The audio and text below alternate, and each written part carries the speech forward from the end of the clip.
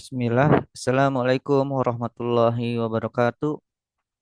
Segala puji bagi Allah Subhanahu wa taala, Tuhan semesta alam. Salawat dan salam semoga tercurah kepada Nabi Muhammad SAW beserta keluarga, sahabat dan seluruh umatnya hingga akhir zaman. Hari ini kita akan mempelajari salah satu pelajaran dari perang Fijar dan Tun dan Dakwah. Dosen pengampu Ustadz Muslim MPD, saya sendiri Aziz Nur Rahman.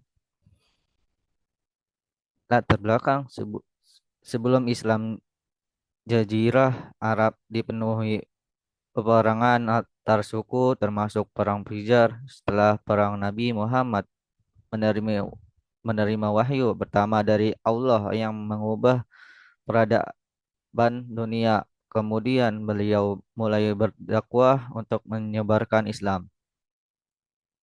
Perang Fijar adalah salah satu perang besar yang terjadi sebelum Islam.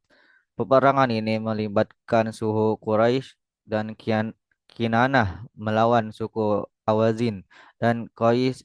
Island disebut Fizar karena terjadi pada bulan haram, yaitu bulan-bulan suci di mana perang seharusnya dilarang. Penyebab perang: satu, persaingan ekonomi, perbuatan jalur perdagangan dan pengaruh di pasar Ukaz, pembunuhan anggota suku Qais oleh seorang dari Bani Kinanah, balas dendam, dan ketegangan politik antara Quraisy dan suku lain.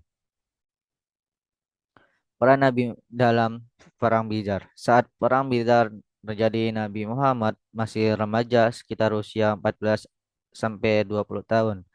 Peran Nabi dalam perang: tidak ikuti bertempur, tetapi membantu mengumpulkan anak panah untuk pamannya, membantu logistik dan persiapan perang.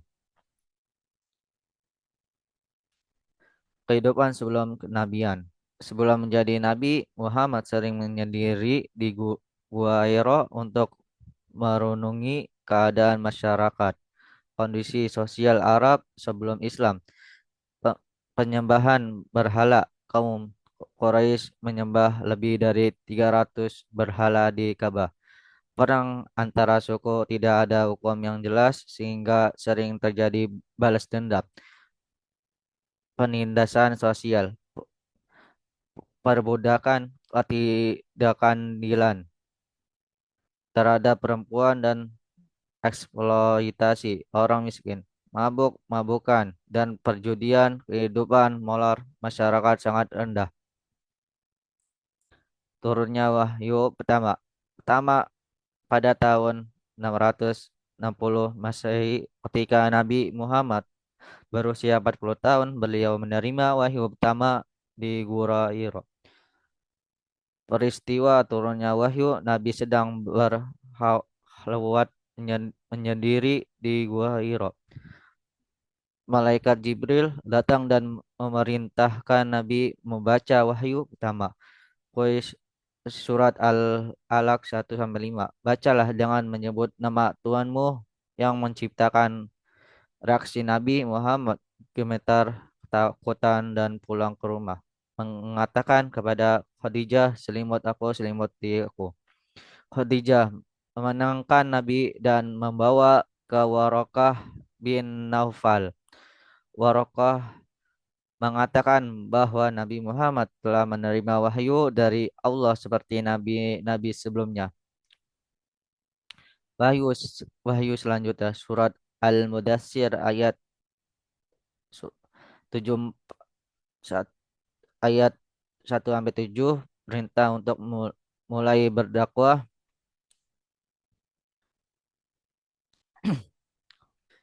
Surat Al-Fatihah dijadikan sebagai surat pembuka dalam Al-Quran.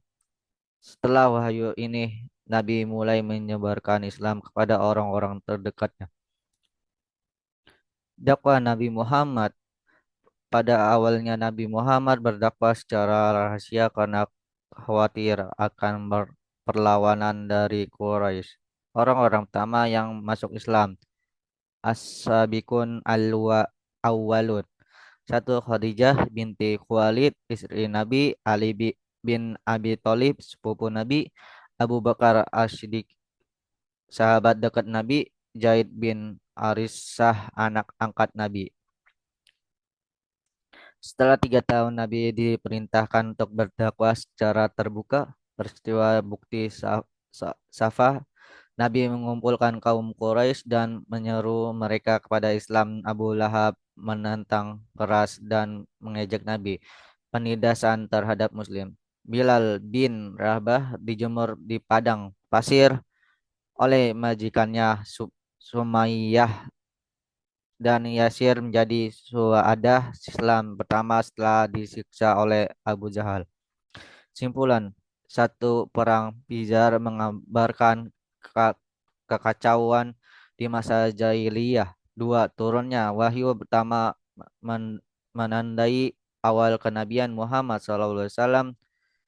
Tiga, dakwah Nabi Muhammad menghadapi tantangan besar tapi berhasil menyebarkan Islam ke seluruh dunia. Semoga materi ini bermanfaat bagi kita semua dan semoga Allah memudahkan kita dalam memahami dan mengamalkan ilmu yang telah dipelajari. Saya ucapkan terima kasih atas perhatian dan partisipasi teman-teman sekalian. Apabila ada kekurangan dalam penyampaian saya, mohon maaf. Yang sebesar-besarnya, kesempurnaannya hanya milik Allah, dan kekurangan datang dari saya pribadi. Assalamualaikum warahmatullahi wabarakatuh.